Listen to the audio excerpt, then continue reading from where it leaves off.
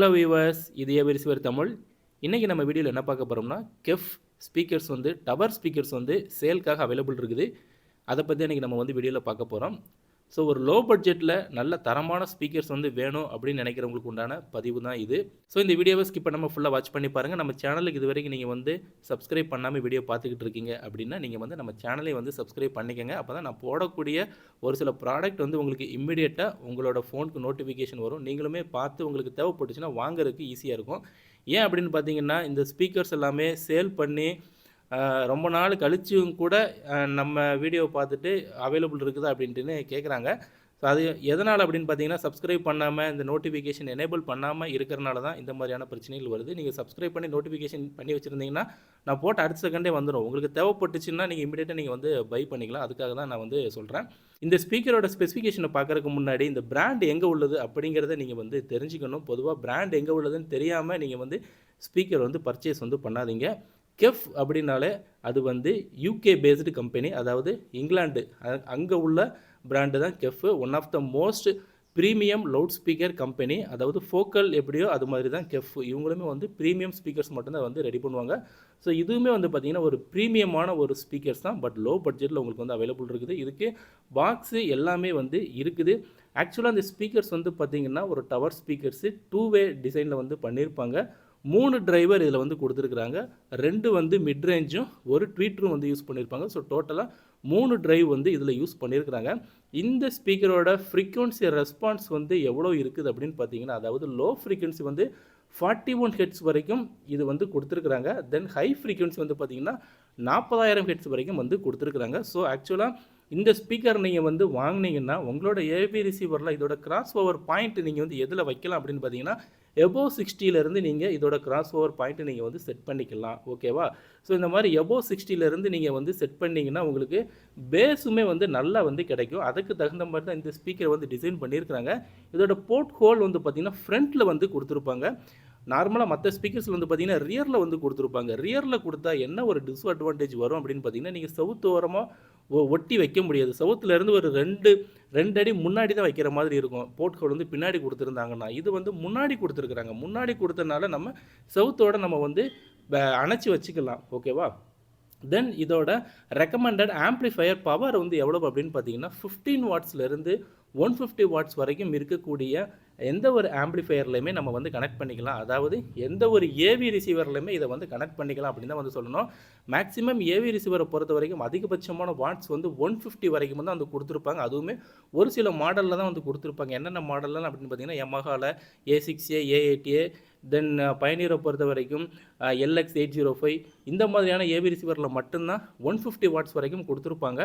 தென் மரான்ஸில் வந்து பார்த்திங்கன்னா 8015ல் 140 வாட்ஸ் வரைக்கும் கொடுத்துருப்பாங்க. ஸோ இந்த ஏவி ரிசீவர் எந்த ஹை அண்ட் ஏவி ரிசீவர்னாலும் இந்த ஸ்பீக்கரை நம்ம வந்து போட்டுக்கலாம். ஸோ 150 வாட்ஸ் வரைக்கும் இருக்கக்கூடிய ஆம்ப்ளிஃபையரில் நம்ம வந்து யூஸ் பண்ணிக்கலாம்.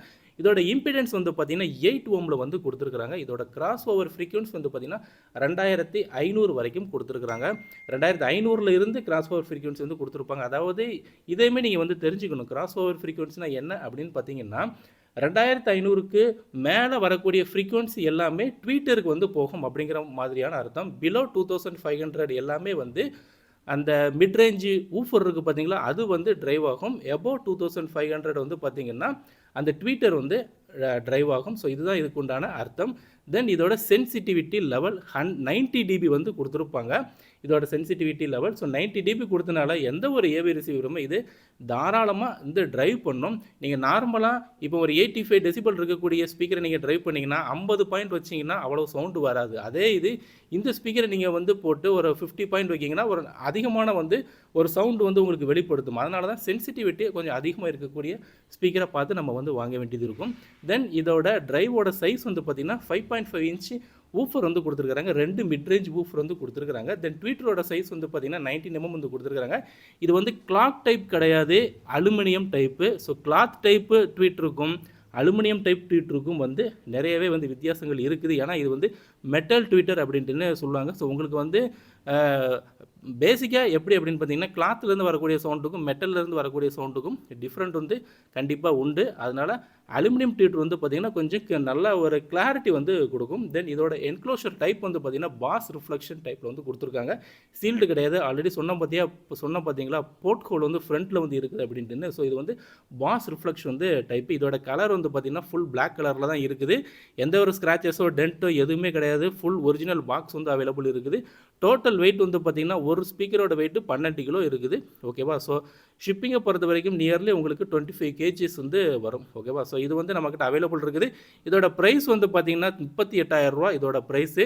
ஸோ இந்த கெஃப் ப்ரீமியம் ஸ்பீக்கர்ஸ் வந்து வேணும் அப்படின்னு நினைக்கிறவங்க தாராளமாக என்னை வந்து காண்டாக்ட் பண்ணிக்கலாம். என்னோட நம்பர் வந்து பார்த்திங்கன்னா 9842019877. மீண்டும் அடுத்த வீடியோவில் சந்திக்கலாம். தேங்க்யூ. ஏவிஆர் வந்து எல்லாருமே வச்சுருப்பீங்க. ஸோ ஏவிஆர் வச்சுருந்தா அவங்களுக்கு அவங்க மெயினாக ஃபேஸ் பண்ணுற ப்ராப்ளம் என்ன அப்படின்னு பார்த்தீங்கன்னா ஹீட்டிங் இஷ்யூஸ் தான். எவ்வளோ பெரிய ஏவி ரிசீவர் வச்சுருந்தாலும் கண்டிப்பாக வந்து ஹீட்டிங் இஷ்யூஸ் வந்து வரும். ஸோ அந்த ஹீட்டிங் இஷ்யூஸ்னால என்ன ப்ராப்ளம் ஆகும் அப்படின்னு பார்த்தீங்கன்னா ஏவிஆர் வந்து ஆட்டோமேட்டிக்காக ஆஃப் ஆகிடும். ஒரு சர்டன் வால்யூமுக்கு மேலே போகும்போது ஏவிஆர் வந்து கொஞ்சம் நேரத்தில் ஒரு 5 to 10 மினிட்ஸில் வந்து ஆஃப் ஆகிடும். ஸோ அதை தவிர்க்கிறதுக்காக தான் நம்ம இந்த மாதிரி ஃபேன் வந்து ரெடி பண்ணி கொடுத்துட்ருக்குறோம். ஆக்சுவலாக இது வந்து ஒரு கஸ்டமருக்காக நம்ம ரெடி பண்ணது. இதில் 2 ஃபேன் வந்து மெர்ஜ் பண்ணி வச்சுருக்கிறேன். ஸோ இது எப்படி ஒர்க் ஆகுது அப்படிங்கிறத பார்க்கலாம். இந்த மாதிரியான ஃபேன்ஸ் வேணும்னா நீங்கள் வந்து காண்டாக்ட் பண்ணிக்கோங்க. இந்த புஷ் எதுக்கு கொடுத்துருக்கோம் அப்படின்னு பார்த்தீங்கன்னா ஏவிஆர் மேலே இந்த புஷ் படுற மாதிரி தான் நம்ம வைக்க போகிறோம். அப்படின்னா தான் கொஞ்சம் ஹைட்டு கிடைக்கும். உள்ளேருந்து ஹீட்டை வந்து இது வெளியே தள்ளணும். இப்போ கீழே இருக்குது பார்த்தீங்களா அந்த பேப்பரு பாருங்கள். பேப்பர் அப்படியே சக் பண்ணி தூக்கிடுச்சு பாருங்கள். ஸோ இந்த மாதிரி தான் உள்ளே இருக்கிற ஹீட்டை அப்படியே சக் பண்ணி வெளியே தள்ளிடும்.